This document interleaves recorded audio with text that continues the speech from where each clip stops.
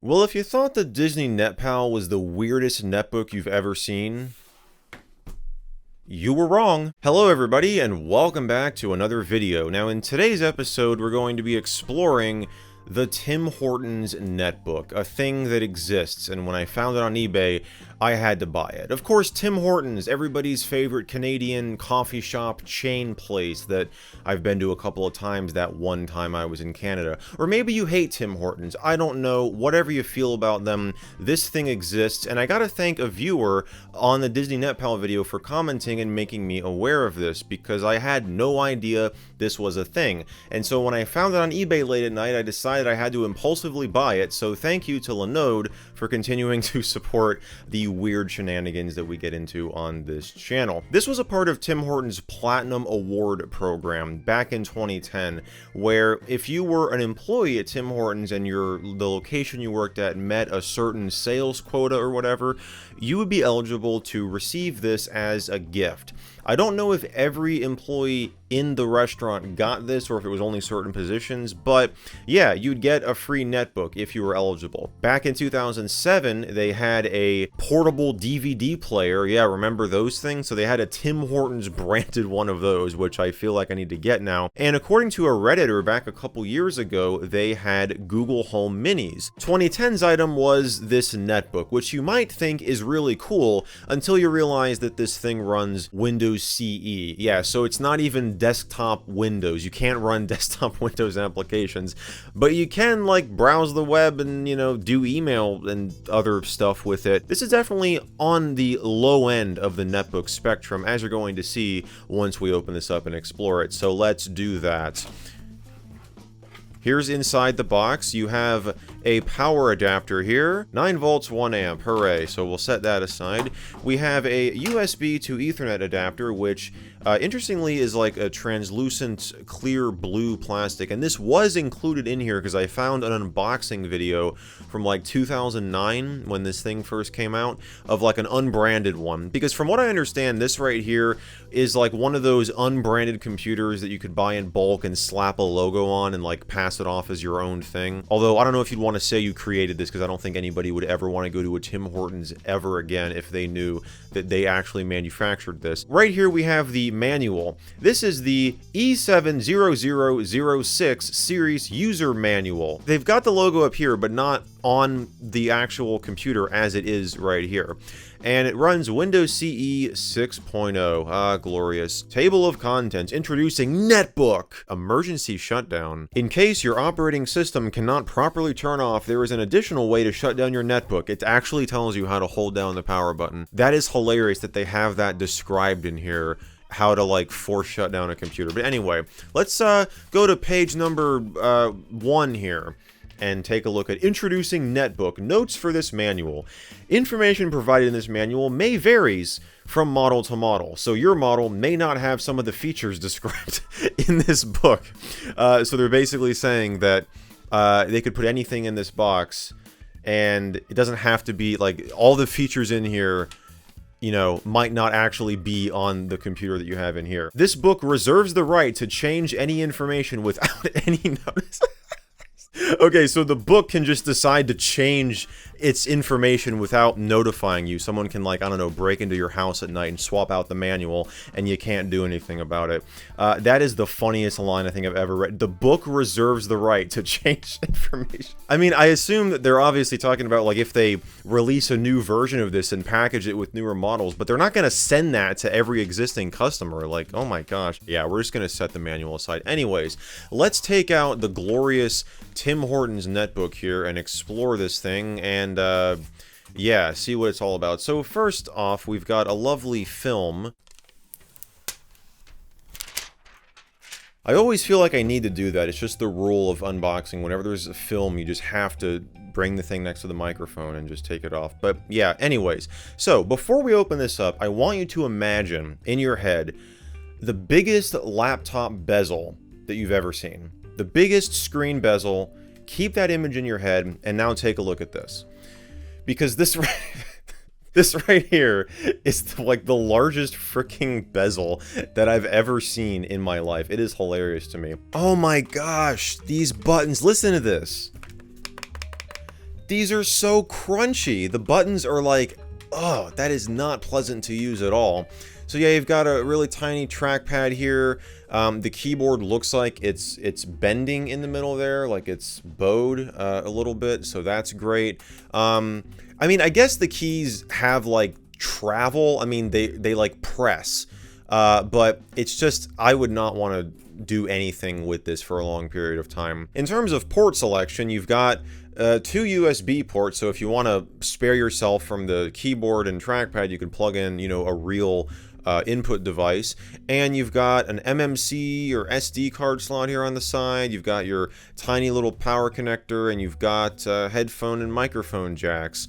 Q3, so I guess it passed quality control, hopefully. And yeah, it runs Windows Embedded CE 6.0 Pro, according to that sticker right there. I wonder if there's any battery life left in this thing. Let's see. Well, that answers that. It's stone dead. Oh, look at that. It floats. Alright, we're going to plug this thing into the wall, and we'll see what's on it. Alright, full disclosure, I've got a keyboard and mouse plugged in, so, yeah, I just would much rather use, like, actual peripherals. Yeah, we got some icons on the desktop here. We've got, you know, my computer, recycle bin, Internet Explorer. Okay, I assume this is a cache, because we're not on the internet, so this has to be a cached page. So, that's interesting. So here's an old Google homepage. Yeah, 2020. Let's connect this thing to the internet so that we can go browsing. I guess Wi-Fi power is how we do that? Okay, well, yeah, power on. Oh my god. What? Did that just lock up the computer? I think it did. I can't. Oh my gosh. That just literally locked up the entire machine. I can't do anything. Alright, so we gotta... Oh wait, how do we force power it off? I gotta get the manual. Dang it. So maybe the Wi-Fi doesn't work because evidently powering it on like screws up the entire thing. Let's try to power it back on.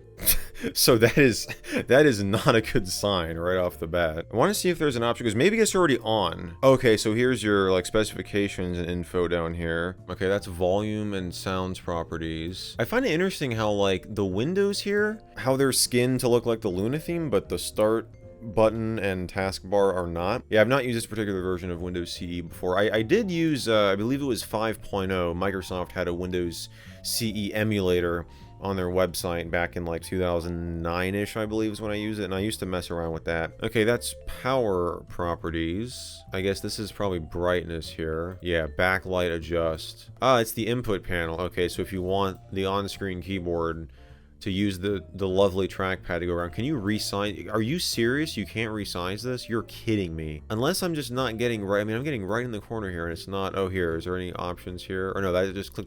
Just right click on the desktop. So that's not doing anything. Go away.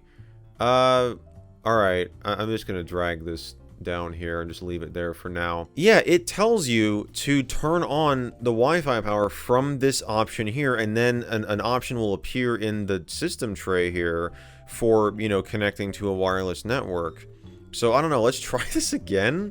I mean, we do have the USB Ethernet adapter here that we can use, but I mean, I would like to just try the Wi-Fi. All right, here we go. Oh, I think it worked. Yep, there it is. All right, it's found my network. I put in my password. I'm currently connecting to it, and let's go to IP information here. Yep, we've got an IP address. Okay. So, yeah, it works. It just, for whatever reason, decided to crash the entire system when we went into Wi-Fi power the first time. So, I mean, it's nice that you've got, since there's no, like, hard toggle on the machine itself, you do have a way of turning off Wi-Fi. If you wanted to. So yeah, we got this cached Google page. Let's reload. I'm sure it's not going to be able to load the page properly though. Oh, did it actually? Is this a current version of the page? No, that's still the cached version. Let's go to the old net and see if it can pull that up. Yeah, so it actually pulls that up. Let's see if everything displays properly. Still loading. We can't really interact with the page here. It's still downloading stuff. 24 items remaining. It's downloading some images. We got the scroll bars now. Oh, and now it's just starting to respond to my scroll that I did like a couple seconds ago. So yeah, I mean, of course, the old net is designed to work with older browsers, so you'll be able to pull up pages on it just fine, no real problems at all. Though it is, oh my gosh, the scrolling is so delayed. I am not scrolling right now. Okay, so I'm going to scroll up, Okay, that was a little bit better, but still, I mean, that's like if I scroll down a lot, I mean, that's there's definitely a noticeable delay for sure. Yeah, I think that's enough of IE. Let's just get out of that so we can remain sane. Media player. If it wants to start up here, did I actually double click on it? It's usually supposed to do the like loading thing when it like, you know, grows from the center, it pops out. The reverse of when you close it. Like that. It's supposed to do that. Here's Windows CE Messenger. There we go. Thanks, media player. I am... part of me wants to, like... You know what? Let's just do it. Let me grab an audio file, put it on here, and we'll test the wonderful speaker quality, which I can tell from the sound effects is going to be an amazing experience. Alright, so... I've got a USB disk with some files on it. These are two MP3s, and it looks like I want to open up in Core, I guess this is Core Media Player, which I think was that other icon on the desktop, right? Yeah, this other player. So, okay, we'll just go in there. Let's go back into my computer. Go to the USB disk, and I've got the wonderful Pictionary NES title screen music, produced by the legendary Tim on here. So, let's just open that up and take a listen to it through these glorious speakers.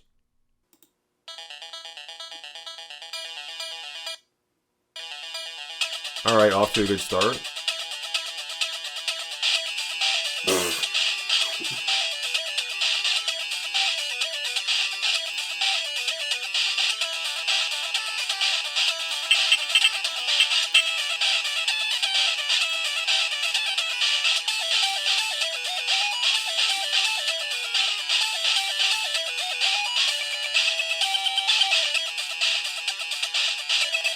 Oh my gosh, it is... Okay, so that's one. And then I also got at Doomsgate on here as well.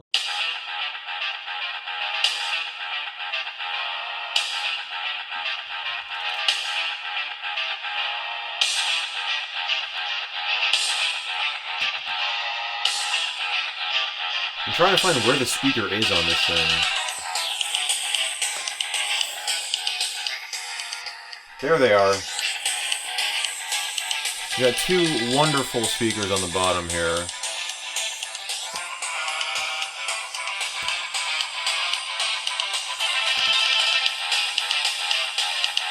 I mean, they're okay. I'm sure you're gonna get people that'll be like, oh, you're being too hard on it because this thing was only like however much money. Like, yeah, I get that, okay? But, I mean... What can you say? That's the speaker quality that you're gonna get. And I think that's a video player too, isn't it? I mean, I don't know why there's... You got two media players, right? Windows media player and then this Core player. And I think this might be, like, let's go to... Well, let's see what this is first of all. The Core Pocket Media Player. Okay, so... I assume this is something that wouldn't come with Windows. Oh yeah, GNU GPL. Yeah, oh, this ain't coming with Windows at all. So yeah, this thing could play back video if you wanted to, I don't know, watch a movie on this thing, because that sounds like so much fun. And then you've got a recorder. Yeah, we could record a nice... I assume that little pinhole here is the microphone. Or maybe you would need... Maybe there is no internal microphone and you have to plug one in. Testing! Woo! Okay, we'll stop that and we'll play it back. Alright, so I think you need to have a microphone plugged in to make that work. So, yeah, no internal microphone. I mean, yeah, I wouldn't really want to use this as a content creation device, but I guess if it's all you had, I mean, you could do some stuff with it. You could record some audio files. But yeah, those are all the programs on here. Oh, and we got WordPad as well. Microsoft WordPad, which is not the same as WordPad, like write.exe on Windows, obviously. This is going to be more like Pocket Word. So, you know... Hello world. So, you know, oh my gosh, that sound effect. I remember that. I remember that from the Windows CE simulator, or emulator rather, that I mess around with. We're not going to bother saving that. But yeah, I think this is a document that I made earlier on. So yeah, there's that. There's nothing on here like from the previous owner. I already went into the my documents folder and everything. Let's go to the help documentation here. Alright, so we got help for Messenger and WordPad. That's it. Okay. We've got help for Messenger and WordPad. That's the only thing on here. So, yeah, it's pretty much stock Windows CE 6, as far as I can tell. Of course, with the... No, I don't want to launch IE. Get out of here. No. No. But yeah, with the exception of these programs over here, like this Wi-Fi power thing certainly didn't come with every Windows CE 6 device. It's specific to the Wi-Fi hardware that's in here. I just find it really funny how it crashed the system the first time. And I mean, calling it a netbook, I guess it definitely fits that definition, but I usually associate netbook with still running like a desktop class operating system, like Windows, you know, full-fledged Windows. So if you guys want to see the video on the Disney NetPal, I'll have that link down below. And while you're down there, why don't you check out today's video sponsor, Linode? Because they do a lot more than help me buy weird tech like this to show you guys on the channel. In fact, they specialize in cloud computing services. So if you ever wanted to host a website or a game server, they're definitely worth a look. And with their one-click app marketplace, you can get your server up and running quickly, even if you're not an expert. Just scroll through a list of game servers and applications like WordPress, Minecraft, Plex, or even Nextcloud, and you can get set up in just a couple of clicks. Even better, as a thank you for watching this video, Linode is giving everybody watching right now a free $100 credit as long as you sign up for a new account through my link in the video description. It's a great way to get started with cloud computing, and I really appreciate Linode's continued support of tech shenanigans like this on the channel. So be sure to check them out, and huge thanks again to Linode for making today's episode possible. Well, I think that about does it, guys. That is the Tim Hortons Windows CE thing that exists for some reason. So I hope you guys enjoyed this video. If you did, be sure to give it a thumbs up, get subscribed, all that good stuff. And as always, I want to thank you all so much for watching, and I'll see you, stop freaking dimming, in the next video.